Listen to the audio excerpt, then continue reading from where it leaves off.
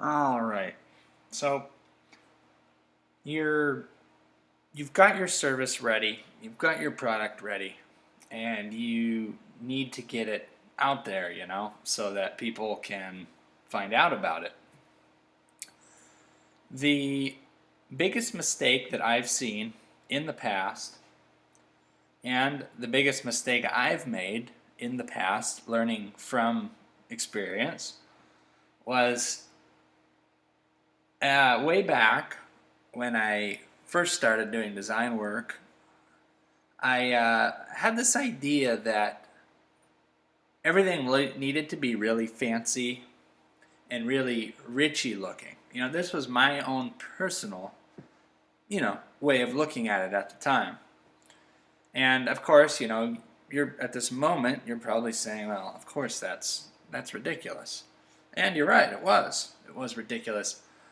But what I'm getting at here, and why I named this specific podcast what I name it, is because demographic is so under evaluated in marketing, and it's a key ingredient that's under evaluated far too often.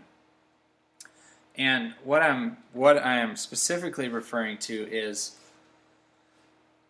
let's say that your company sells truck tires. This is just an example, and it's not intended to give anyone guidance or anything who's selling truck tires, but it is an analogy that I'm going to use. So let's say that your company sells truck tires, and let's say they're big truck tires, bigger than normal size tires.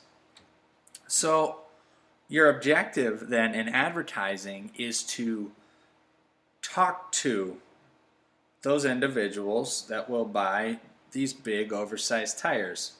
Now when I say talk to, I mean to reach out to, and in other words, you're putting that advertisement out there, they're receiving that advertisement, and that advertisement makes sense to them.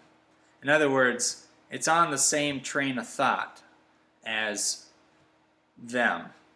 So, like I titled this podcast, going to a 5-year-old and saying, "Hey, you want some sugar-free ice cream?" And they're kind of looking at you like, what do you think? I'm stupid? I don't want sugar-free ice cream. That tastes horrible. So, well, we all know, maybe just because it's ice cream they might want it, but you get my point.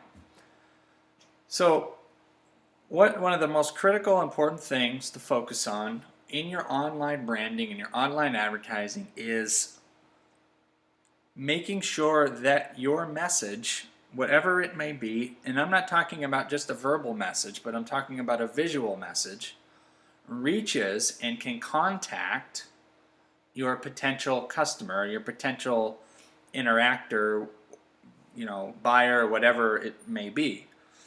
So, and this takes into consideration the words that you're using, the images that are being used, even the fonts that are being used and the colors that are being used, and every detailed element that would reach to those people to pull them in and say, hey, we're on the same page. These guys get us. We want to do business with them.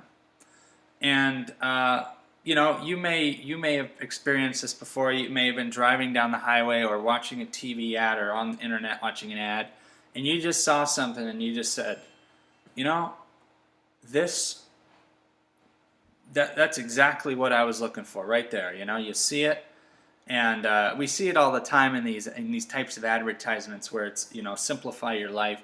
For example, like taxes is a big one. Like simplify your taxes in a few simple clicks, and everyone sees that and goes, oh, taxes, few simple clicks. Oh, and they one of these big tax software companies is putting these ads out, but they hit home to us because we're business owners and we understand this and we want simplicity. We want things to be simple and easy and fast and affordable. So anyway, point is, and of this specific podcast, is just to give you an overview of how important it is to create the right message for your potential and existing customers to get them to reach back to you so that you can either maintain them or create them anew. Thanks for listening. I'm out.